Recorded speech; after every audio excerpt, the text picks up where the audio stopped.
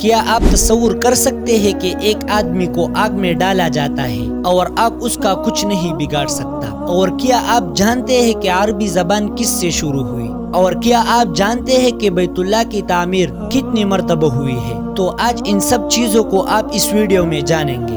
آج سے 4000 سال پہلے کی بات ہے۔ حضرت ابراہیم علیہ السلام فلسطین میں آباد ہوئے۔ اس وقت اس کو کنعان کہا جاتا تھا۔ حضرت ابراہیم علیہ السلام کے والد کا نام تھا تارح یعنی آزر، اور والدہ کا نام تھا شانی۔ آپ علیہ السلام اللہ تعالیٰ کے انبیاء علیہ السلام میں سے ایک عظیم نبی ہے جنہیں اللہ تعالیٰ نے خلیل اللہ کا لقب عطا فرمایا یعنی اللہ کا دوست، جیسے کہ قرآن مجید میں ارشاد ہے، ابراہیم علیہ السلام کو اللہ تعالیٰ نے اپنا دوست بنا لیا ہے۔ حضرت ابراہیم علیہ السلام کا چہرہ مبارک، رسول اکرم صلی اللہ علیہ وسلم نے فرمایا، اگر تم ابراہیم علیہ السلام کے چہرے کو دیکھنا چاہتے ہو تو اپنے ساتھی یعنی محمد صلی اللہ علیہ وسلم کو دیکھ لو۔ اسی طرح دوسرا حدیث ہے، یعنی حضور صلی اللہ علیہ وسلم نے فرمایا، رات کو میرے پاس 2 فرشتے آئے اور مجھے ایسے لمبے شخص کے پاس سے لے کر گزرے کہ میں ان کا قد لمبا ہونے کی وجہ سے سر نہ دیکھ سکا، اور فرشتوں نے بتایا کہ یہ ابراہیم علیہ السلام ہے۔ حضرت ابراہیم علیہ السلام بابل شہر میں پیدا ہوئے۔ اس وقت بابل اور قریب کے علاقوں کا بادشاہ نمرود بن کنعان تھا، جو بڑا سرکش، جابر اور متکبر حکمران تھا۔ آپ علیہ السلام کی ولادت سے پہلے ہی نجومیوں نے نمرود بادشاہ کو بتا دیا تھا کہ عن قریب ایک ایسا لڑکا پیدا ہوگا جو آپ کی حکومت کو ختم کر دے گا۔ نمرود بادشاہ نے اپنی حکومت کو بچانے کے لیے ہر پیدا ہونے والے بچوں کو قتل کرنے کا حکم جاری کر دیا، جیسے کہ فرعون نے کیا تھا۔ اسی دوران اللہ تعالیٰ نے حضرت ابراہیم علیہ السلام کو پیدا کیا۔ آپ علیہ السلام کی والدین نے حضرت ابراہیم علیہ السلام کو ایک غار میں چھپا دیا، جہاں آپ علیہ السلام کی والدہ آپ علیہ السلام کو دودھ پلاتی اور دیکھ بھال کرتی تھی۔ حضرت ابراہیم علیہ السلام کی قوم کے لوگ سائنس اور صنعتوں میں بہت ہوشیار اور ماہر تھے، اور اللہ تعالیٰ کی عبادت کو چھوڑ کر ستاروں کی پوجا کرتے تھے۔ اللہ تعالیٰ کا ہر نبی فطری طور پر معصوم اور شرک سے پاک ہوا کرتا ہے، اس لیے حضرت ابراہیم علیہ السلام بھی شرک سے پاک اور بیزار تھے۔ اللہ تعالیٰ نے بچپن ہی سے آپ علیہ السلام کو عقل سلیم اور ہدایت سے نوازا تھا۔ اللہ تعالیٰ نے آسمان و زمین کی چیزوں میں حضرت ابراہیم علیہ السلام کے لیے اپنی توحید کے دلائل کھول دیے، اور آسمان و زمین کی پیدائش اور ان میں موجودہ عجائب و غرائب کا مشاہدہ کروایا، اور ان پر یہ بات واضح کر دی کہ اللہ تعالیٰ کے سوا کوئی معبود نہیں ہے۔ اس لیے آپ علیہ السلام نے بچپن میں ہی ستارے، چاند اور سورج کا سوچ کر کے اپنے حقیقی رب کو پہچان کر اس کی عبادت کرنے کا اعلان کیا، اور اللہ تعالیٰ کے علاوہ وہ لوگ جس کی بھی پوجا کیا کرتے تھے ان سب سے نفرت کا اظہار کیا، جیسے کہ قرآن مجید میں ارشاد ہے، یقیناً ہم نے اس نبوت ملنے سے پہلے حضرت ابراہیم علیہ السلام کو سمجھ بوجھ عطا فرمائی تھی، اور ہم انہیں خوب جانتے تھے۔ حضرت ابراہیم علیہ السلام کو اس بات پر یقین تھا کہ اللہ تعالیٰ ہی مردوں کو زندہ کرتے ہیں، لیکن یقین علم سے آنکھوں کا مشاہدہ کے ثبوت کے لیے انہوں نے مردوں کو زندہ ہونے کے ایکسپیرینس کے لیے اللہ تعالیٰ سے درخواست کی، اور اسی ٹائم ہی اللہ تعالیٰ نے انہیں مردوں کو زندہ ہونے کا ایکسپیرینس کروایا، جیسے کہ فرمان الہی ہے۔ اس وقت کو یاد کیجئے جب ابراہیم علیہ السلام نے عرض کیا، اے میرے رب مجھے دکھائے آپ کیسے مردوں کو زندہ کریں گے۔ اللہ تعالیٰ نے فرمایا، کیا اس پر تمہارا ایمان نہیں؟ اس ابراہیم علیہ السلام نے کہا، کیوں نہیں، لیکن اپنے دل کا اطمینان چاہتا ہوں۔ اللہ تعالیٰ نے فرمایا کہ 4 پرندے لے کر انہیں ٹکڑے ٹکڑے کر ڈالو، پھر ان ٹکڑوں کو 4 مختلف پہاڑوں پر ایک ایک کر کے رکھ دو، پھر انہیں بلاؤ، وہ تمہارے پاس اڑتے چلے آئیں گے۔ خوب جان لو کہ اللہ تعالیٰ ہی زبردست بڑی حکمت والی ذات ہے۔ حدیث رسول اکرم صلی اللہ علیہ وسلم میں آتا ہے کہ رسول اللہ صلی اللہ علیہ وسلم نے فرمایا، ابراہیم علیہ السلام نے عرض کیا، اے میرے رب مجھے دکھائے آپ کیسے مردوں کو زندہ کریں گے۔ اللہ تعالیٰ نے آپ علیہ السلام کو اس کا مشاہدہ پرندوں کو زندہ کر کے کروایا۔ حضرت ابراہیم علیہ السلام نے اپنے حقیقی رب کی پہچان کرنے کے بعد جب اپنے والد کو اللہ تعالیٰ کو چھوڑ کر بتوں کی پوجا کرتے ہوئے دیکھا تو سب سے پہلے انہیں توحید کی دعوت دی اور اپنے والد کو بڑے پیار و محبت سے حق کی بات سمجھانے کی کوشش کی۔ قرآن مجید میں ارشاد ہے، اور وہ وقت بھی یاد کیجئے جب ابراہیم علیہ السلام نے اپنے باپ یعنی آزر سے کہا کہ تم بتوں کو معبود بناتے ہو، بلا شبہ میں تمہیں اور تمہاری قوم کو کھلی گمراہی میں دیکھ رہا ہوں۔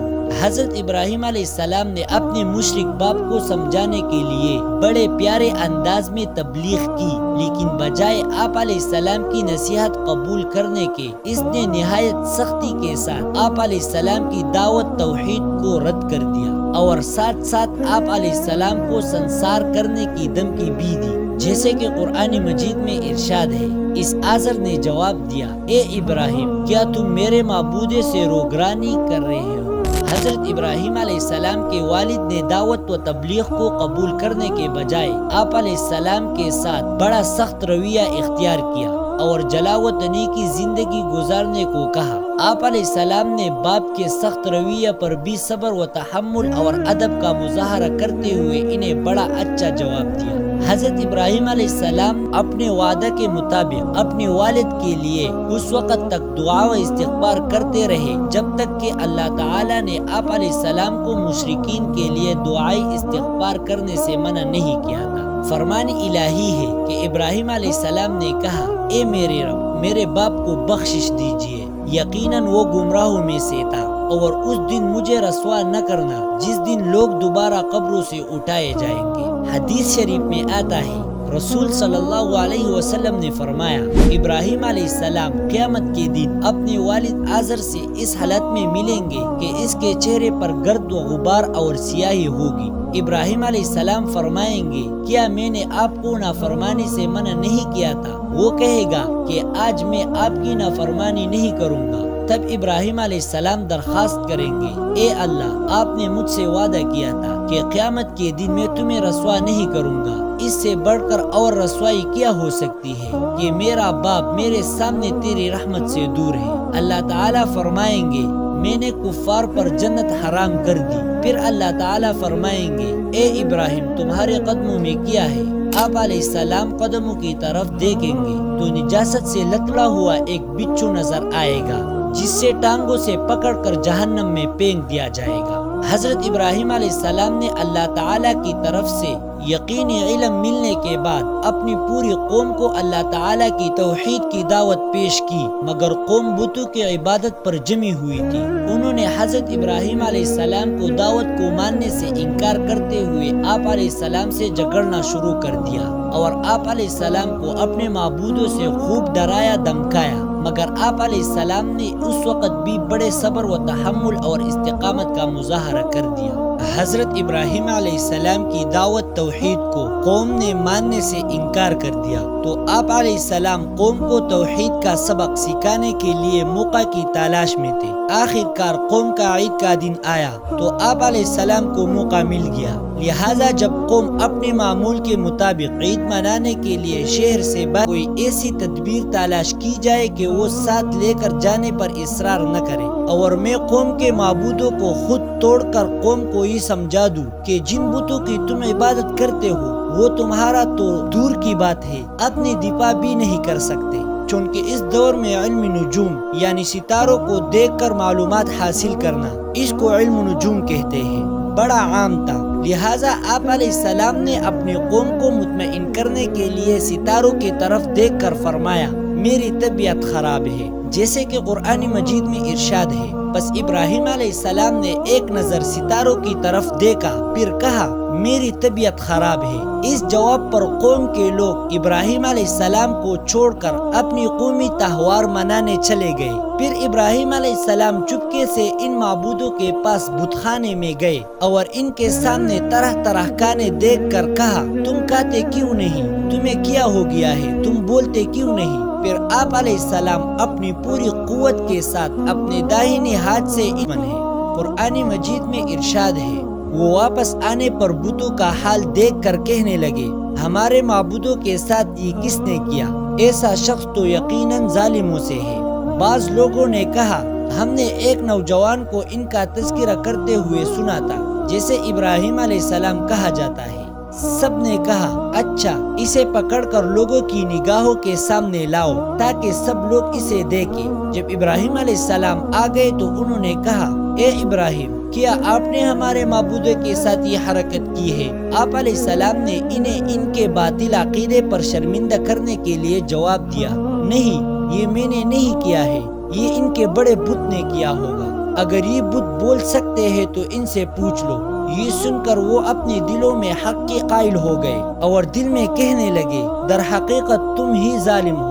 پھر وہ فوراً ہی اعتراف حقیقت سے مکر گئے، کہنے لگے اے ابراہیم تمہیں تو معلوم ہے کہ یہ بت بولتے نہیں ہیں۔ ابراہیم علیہ السلام نے کہا کیا تم اللہ کے علاوہ ایسی چیزوں کی عبادت کرتے ہو جو نہ تمہیں نفع پہنچا سکتی ہے اور نہیں نقصان؟ افسوس ہے تم پر اور تمہارے معبودوں پر۔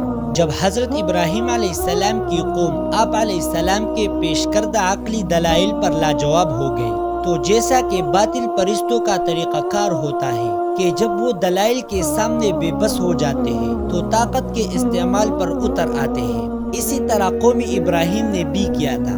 انہوں نے آپس میں یہ طے کر دیا کہ اب ابراہیم علیہ السلام کو خاموش کرنے کی ایک ہی صورت ہے کہ ہم انہیں بھڑکتی ہوئی آگ میں ڈال کر جلا دیں تاکہ دنیا کے لوگ ان کی بے بسی کا اپنے آنکھوں سے نظارہ کر لیں اور ہر شخص کو معلوم ہو جائے کہ جو بھی ہمارے معبودوں کی توہین کرے گا ہم اسے اسی طرح دردناک سزا دیں گے، جیسے کہ قرآن مجید میں ارشاد ہے۔ آخر کار لاجواب ہو کر انہوں نے کہا اگر تمہیں کچھ کرنا ہی ہے تو ابراہیم کو جلا ڈالو اور اپنے معبودوں کی مدد کرو۔ آخر کار قوم حضرت ابراہیم علیہ السلام کو آگ میں ڈالنے کے لیے ایک عرصے تک ایندھن جمع کرتی رہی۔ جب ایندھن جمع ہو گیا تو اسے آگ لگا دی اور جب آگ سے بڑے بڑے شعلے بلند ہونے لگے تو حضرت ابراہیم علیہ السلام کو منجنیق یعنی جس سے بڑے بڑے پتھر پھینکے جاتے ہیں اس کے ذریعے سے آگ میں پھینک دیا